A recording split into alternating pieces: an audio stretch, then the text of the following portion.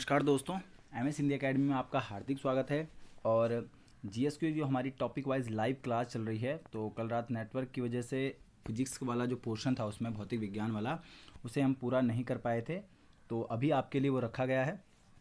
25 question उसमें हम history के देख चुके थे, वो आपको हमारी उत्तराखंड प्रवक्ता नाम से प्लेलिस्ट में आपको वो वीडियो मिल जाएगा। यहाँ पर हम आपका 25वें क्वेश्चन से 26वें क्वेश्चन से शुरू करेंगे, जिसमें हम भौतिक विज्ञान के क्वेश्चन को देखने वाले हैं। तो देखिए, पहला सवाल आपके सामने है, कार्य का मात्रक क्या है। आपको बताना है कार्य का मात्रक क्या है। 4 ऑप्शन आपके सामने, जूल, न्यूटन, वाट और डाइन। तो इस सवाल का सही जवाब क्या है, जूल इसका सही जवाब हो जाएगा। कार्य का मात्रक क्या है, जूल कार्य का मात्रक है। अगला सवाल, दूसरा सवाल देखिए, बताइए निम्नलिखित में से कौन सी मात्रा जड़त्व की माप है। जड़त्व की माप इनमें से कौन सी है, वेग, त्वरण, द्रव्यमान या भार। तो इस सवाल का सही जवाब क्या होगा, द्रव्यमान इस सवाल का सही जवाब हो जाएगा। ठीक है, जड़त्व की माप क्या है, द्रव्यमान जड़त्व की माप है। अगला सवाल देखिए, 28वां सवाल, बताइए इस सवाल का सही जवाब कौन सा सुमेलित नहीं है। आपको बताना है डेसिबल ध्वनि की तीव्रता की इकाई, अश्वशक्ति शक्ति की इकाई, समुद्री मील नौ संचालन में दूरी की इकाई या सेल्सियस ऊष्मा की इकाई। तो इस सवाल का सही जवाब क्या होगा, सेल्सियस ऊष्मा की इकाई। सेल्सियस किसकी ऊष्मा की इकाई नहीं है, सेल्सियस तापमान की इकाई। तो डी ऑप्शन इसका सही जवाब हो जाएगा। 29वां सवाल देखिए, इस सवाल का सही जवाब क्या होगा। तो 29वां सवाल है, हर्ट्ज क्या मापने की यूनिट है। नंबर 1 तरंगदैर्ध्य, तरंगों की स्पष्टता, तरंगों की तीव्रता या तरंगों की आवृत्ति। तो 29वें सवाल का सही जवाब क्या होगा, तरंगों की आवृत्ति।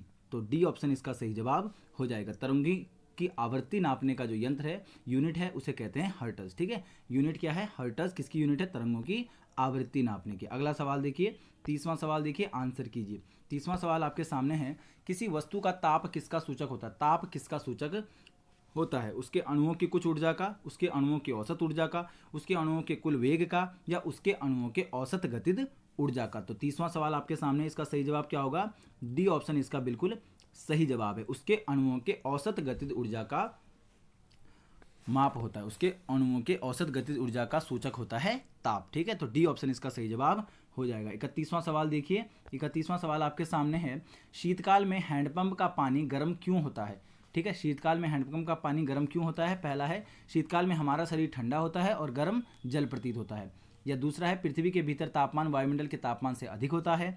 पंपिंग क्रिया से घर्षण पैदा होता है जिससे जल गर्म हो जाता है। या चौथा है, भीतर से जल बाहर निकलता है और प्रवेश से उष्मा का अवशोषण कर लेता है। तो 31वें सवाल का सही जवाब क्या होगा, बी इसका बिल्कुल सही जवाब है। ठीक है, पृथ्वी के भीतर तापमान वायुमंडल के तापमान से अधिक होता है। पृथ्वी के अंदर का तापमान जो हमारा वायुमंडल है उसके तापमान से अधिक होता है, इसलिए हैंडपंप में शीतकाल में हैंडपंप का पानी गर्म होता है। ठीक है, 32वां सवाल देखिए, 32वां सवाल है, एसआई सिस्टम में तापमान की इकाई क्या है। एसआई पद्धति में तापमान की इकाई क्या है, 32वां सवाल। तो सही जवाब क्या होगा, kelvin, degree Celsius, degree centigrade या डिग्री फ़ारेनहाइट। तो केल्विन इसका सही जवाब हो जाएगा। ठीक है, ए ऑप्शन इसका बिल्कुल सही जवाब है, केल्विन इसका सही जवाब हो जाएगा। ठीक है, 32वें सवाल का सही जवाब क्या होगा, केल्विन। अगला सवाल 33वां सवाल देखिए, 33वां सवाल आपके सामने है, परासर्वित तरंगे वे ध्वनि तरंगे हैं जिनकी आवृत्ति 20 हर्ट्ज और 1000 हर्ट्ज के बीच है।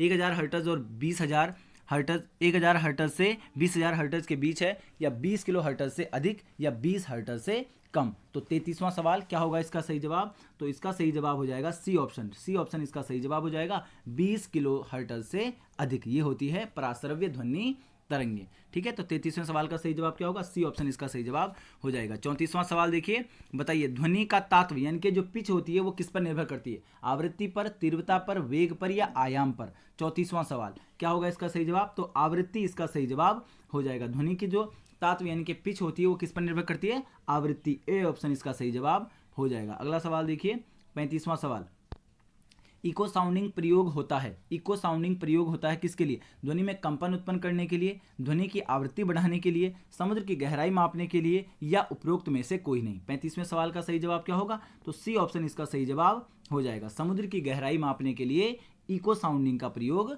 होता है। 35वें सवाल का सही जवाब क्या है, सी इसका सही जवाब हो जाएगा। 36वां सवाल देखिए, 36वां सवाल आपके सामने है, मनुष्य के लिए मानक ध्वनि स्तर, मनुष्य के लिए मानक ध्वनि स्तर कितना है, 90 डेसिबल, 60 डेसिबल, 120 डेसिबल या 100 डेसिबल। तो 36वें सवाल का सही जवाब क्या हो जाएगा, तो बी ऑप्शन इसका सही जवाब हो जाएगा। 60 डेसिबल जो है ये मानक ध्वनि स्तर है मानव के लिए, 60 डेसिबल, बी ऑप्शन इसका सही जवाब हो जाएगा। 37वां सवाल, 37वां सवाल देखिए, बताइए प्रकाश तरंग किस प्रकार की तरंग है? जो प्रकाश तरंगे हैं वो किस प्रकार की हैं? अनुप्रस्थ तरंगे, अनुदैर्ध्य तरंगे, उपरोक्त दोनों या इनमें से कोई नहीं। क्या होगा 37वें सवाल का सही जवाब? तो अनुप्रस्थ तरंगे होती हैं प्रकाश तरंगे। प्रकाश तरंगे कैसी तरंगे होती हैं?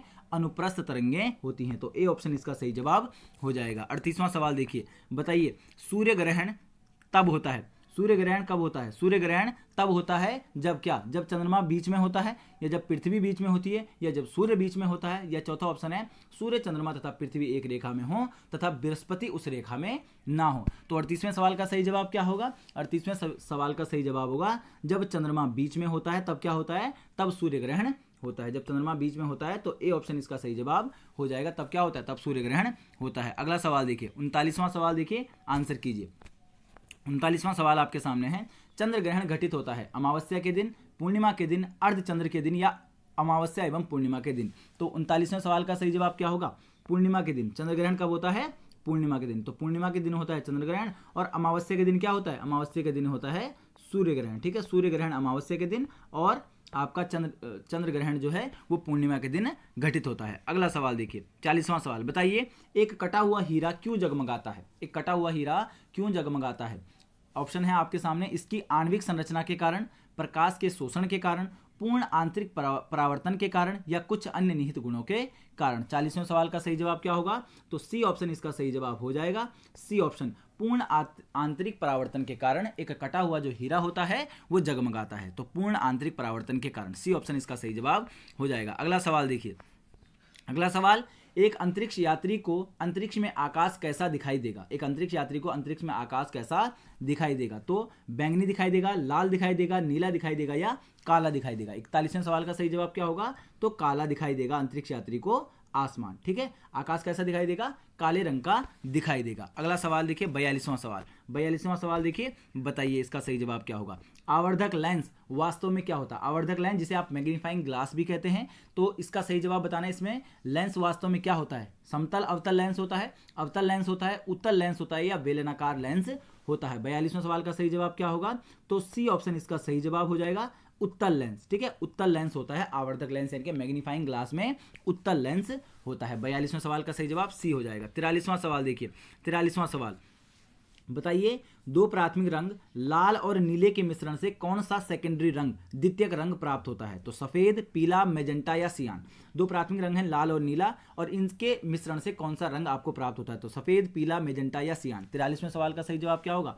तो मेजेंटा इसका सही जवाब हो जाएगा। ठीक है, सी ऑप्शन मेजेंटा सही जवाब हो जाएगा। लाल और पीले नीले के मिश्रण से क्या बनता है? मेजेंटा बनता है। अगला सवाल देखिए, 44वां सवाल देखिए, बताइए 44वां सवाल है, एक बोल्ट के बराबर होता है। 44वां सवाल, एक बोल्ट के बराबर होता है 1 जूल कुलाम, न्यूटन कुलाम या 1 जूल न्यूटन। 44वां सवाल क्या होगा इसका सही जवाब? तो बी ऑप्शन इसका बिल्कुल सही जवाब हो जाएगा।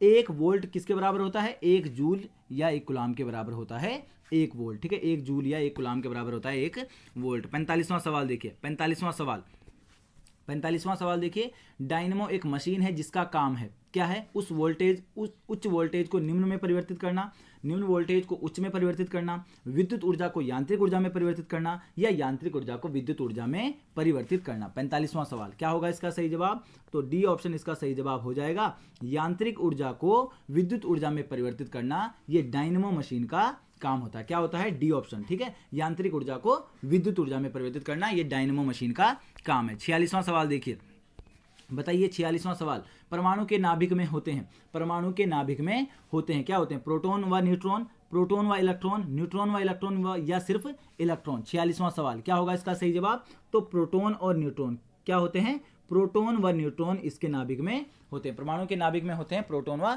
न्यूट्रॉन। आप बताइएगा प्रोटॉन व न्यूट्रॉन की खोज किसने की थी? ठीक है, कमेंट बॉक्स में जरूर बताइएगा। 47वां सवाल, हेलीकॉप्टर का आविष्कार किसने किया था? हेलीकॉप्टर का आविष्कार किसने किया था? 47वां सवाल, इसका सही जवाब क्या होगा? काकरेल, सिकोसी, ओटिस या फ्रिंक व्हिटले। तो इसका 47वां सवाल का सही जवाब क्या होगा? तो बी ऑप्शन इसका सही जवाब हो जाएगा। सिकोसी ने करी थी हेलीकॉप्टर का आविष्कार। ठीक है, सिकोसी यानी कि बी ऑप्शन, सिकोसी ने हेलीकॉप्टर का आविष्कार किया था। ठीक है, अगला सवाल देखिए, चारों ऑप्शन के बारे में आप कमेंट बॉक्स में बताइएगा यदि आप इनके बारे में जानते हो। तड़ित चालक, तड़ित चालक के आविष्कारक हैं। तड़ित चालक के आविष्कारक कौन है? तो Graham Bell, Lord Lister, Benjamin Franklin या आइंस्टीन। तो 48वें सवाल का सही जवाब क्या होगा? Benjamin Franklin. Benjamin Franklin, C option इसका सही जवाब हो जाएगा। तड़ित चालक के आविष्कारक कौन है? Benjamin Franklin. 49वां सवाल देखिए, बताइए एक्सरे का आविष्कार किसने किया था? एक्सरे का आविष्कार किसने किया था? हॉपकिंस ने, रोटजन ने, मार्कोनी ने या मोर्स ने? 49वां सवाल, तो इसका सही जवाब क्या होगा? रोटजन इसका सही जवाब